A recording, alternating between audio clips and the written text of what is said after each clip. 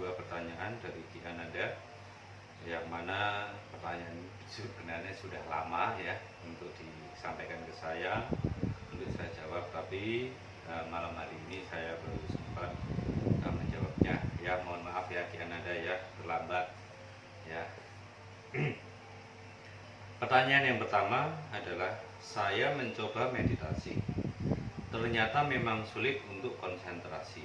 Suatu ketika saya bisa konsentrasi. Saya melihat berbagai macam hal, tapi saya takut itu hanyalah imajinasi dan pemikiran saya. Akhir-akhir ini juga saya seperti bisa mendengar suara yang aneh-aneh. Apakah yang harus saya lakukan? Oke, baik. Ini pertanyaan pertama. Meditasi itu memang dibilang mudah ya tidak mudah, dibilang sulit ya tidak sulit. Semua tergantung dari tingkat sakti ya, perhatian, mindfulness kita. Ketika kita memang memiliki kesadaran yang bagus, mindful yang bagus, meditasinya akan cepat bagus ya, akan cepat membuahkan hasil. Lalu bagaimana dengan meditasi yang bisa mengetahui sesuatu yang di luar diri kita? Maksudnya bisa melihat, bisa mendengar, yang orang pada umumnya tidak melihat. Apakah itu halusinasi? Apakah itu imajinasi? Oke, saya jawab pertanyaannya bahwa meditasi itu memang membuat, ketika kita sudah konsentrasi mindful, itu membuat indera-indera kita tuh peka, terutama 6 landasan indera atau salayatana, yaitu mata, hidung, lidah, kulit, telinga, sama pikiran ya.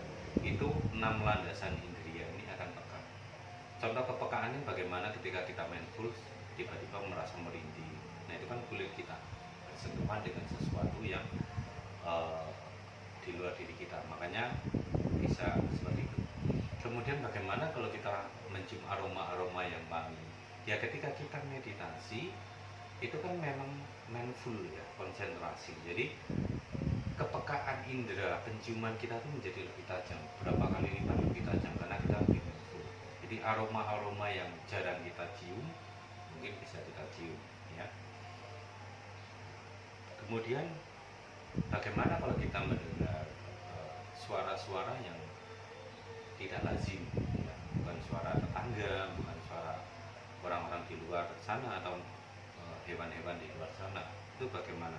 Nah ini kembali ke tadi, kepekaan dari indera kita. Ketika kita meditasi, semua indera kita itu ketika kita mindful itu peka. Bahkan telinga kita aja itu bisa mendengarkan suara yang di bawah 50 Hz atau di atas 50 Hz. Biasanya kan kita mendengar suara, frekuensi suara itu kan rata-rata manusia itu 50 Hz ya.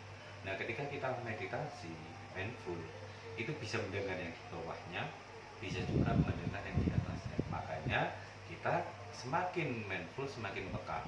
Ketika semakin peka, nah kita mendengar, mungkin cicak bicara di tembok saja, di dinding kita bisa dengar.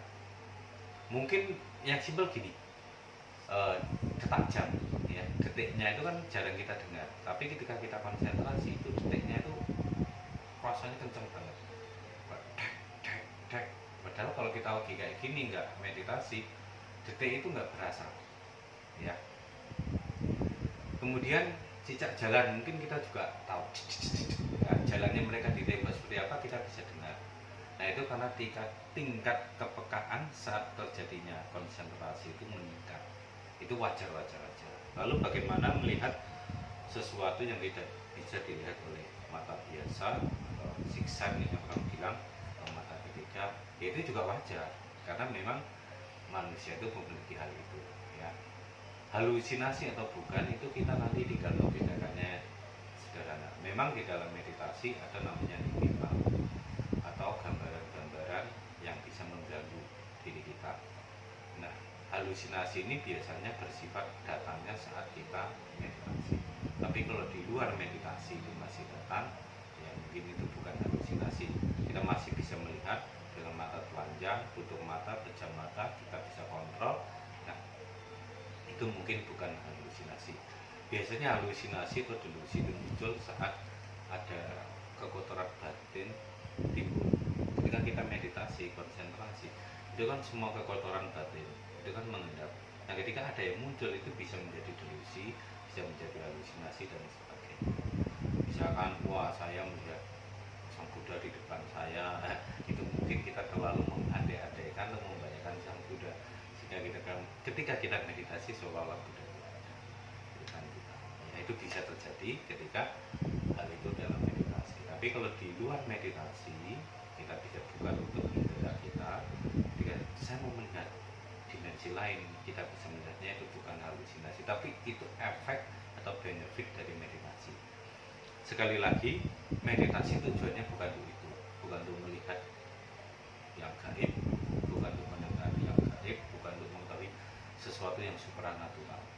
Tapi meditasi sekali lagi adalah ke dalam, ya, yaitu untuk melihat kekotoran dari kita. Ya. Jadi apa yang harus dilakukan? Yang harus dilakukan adalah tetap meditasi, tetap konsentrasi kepada objeknya. Apa objek yang dipakainya? Ketika kita mengambil objek nafas, anapanasati, ya sudah, kita anapanasati. Ketika kita vipassana, mengambil salah satu dari 4 kamatana, ya udah, kembali ke objek wisata vipassana itu, kembali ke objek kamatana kita. Ya. Ketika kita mengambil kasina yang lain, objek-objek lain, ya kembalilah ke objek tersebut. Ya. Jadi apapun yang terjadi, mendengar, melihat, merasakan sesuatu yang di luar diri kita, saat meditasi kembalilah fokus kepada objek, karena itu bisa atau gangguan yang ditimbulkan dari bayangan-bayangan atau gambaran-gambaran yang muncul di dalam meditasi. Ya, jadi kembali ke objeknya apa, kembalilah ke situ.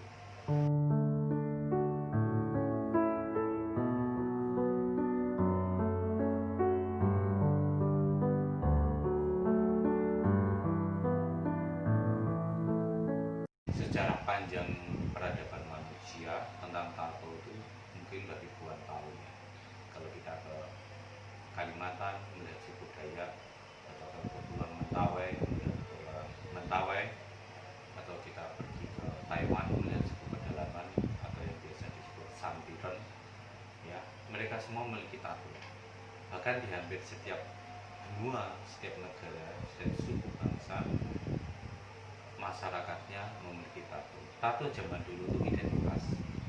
Mungkin dia seorang ksatria, mungkin juga dia seorang yang memiliki jabatan kepala suku, atau dia diketuakan sebagai ketua adat dan sebagainya, atau dia adalah seorang yang jawara ya zaman dulu, itu mungkin memiliki tato-tato tertentu. Jadi tato zaman dulu adalah identitas sosial. Ya, jadi masyarakat zaman dulu ya, diidentifikasikan kalau dia punya derajat, pangkat atau status sosial itu dengan tato. Di dalam perkembangannya, tato akhirnya berubah menjadi seni. Ya, seni yang berhubungan dengan keindahan atau artistik. Jadi sekarang itu tato bukan lagi simbol kriminal, bukan. Kalau zaman dulu oke lah, ada suatu kelompok gangster atau preman atau kelompok kriminal yang mengidentifikasikan atau menandai anggotanya dengan tato tertentu, bisa gambar bunga, gambar pedang, gambar apa, itu mungkin kelompok ya. Tapi tato itu bukan kriminal, karena baik buruknya seseorang tidak ditentukan oleh tato ya. Jahat atau tidaknya seseorang tidak ditentukan oleh tato. Seseorang yang memiliki tato belum tentu seorang kriminal. Seorang kriminal juga belum tentu memiliki tato. Jadi tato tidak ada hubungannya dengan baik buruk perilaku seseorang. Tato adalah seni yang digandrungi masyarakat saat ini, dan itu berevolusi ya. Tato itu dari sederhana dulunya polanya garis-garis dengan menggunakan duri yang menatonya, sekarang udah pakai jarum dan sebagainya. Dan tato juga dalam perkembangan spiritual, tato itu memiliki simbol-simbol energi, atau kalau kita tahu di Thailand itu ada tato mantra, orang sana bilangnya sakian. Itu adalah ya, jadi memang badannya itu dirajah ya, atau merajah badannya dengan simbol-simbol mantra ya di dalam tubuhnya, sehingga simbol yang mudah ditatokan atau dilukiskan di dalam tubuhnya itu memiliki efek magis, yaitu tato. Boleh nggak manusia memiliki tato? Mau bertato silahkan, nggak bertato juga silahkan, kembali kepada diri masing-masing. Kalau suka seni silahkan, asal tato itu tidak digunakan tidak menarik atau untuk menakut-nakuti orang. Misalkan saya tato yang serem untuk nakut-nakutin orang, itu mungkin nggak etis ya, nggak baik, nggak bagus. Mungkin saya tato biar dipandang keren ya, gagah, kalau orang ketemu lihat tato saya orang itu takut. Nah itu untuk bangga-banggaan seperti itu saya rasa kurang pas. Tapi kalau itu sebagai bagian dari seni, dari keindahan, itu sah-sah saja. Mau tato silakan, nggak tato silakan, selama kita menjadi orang baik tidak masalah. Mau bertato nggak bertato bukan ukuran seseorang itu baik atau tidak baiknya ya. Terima kasih. Sugiharto.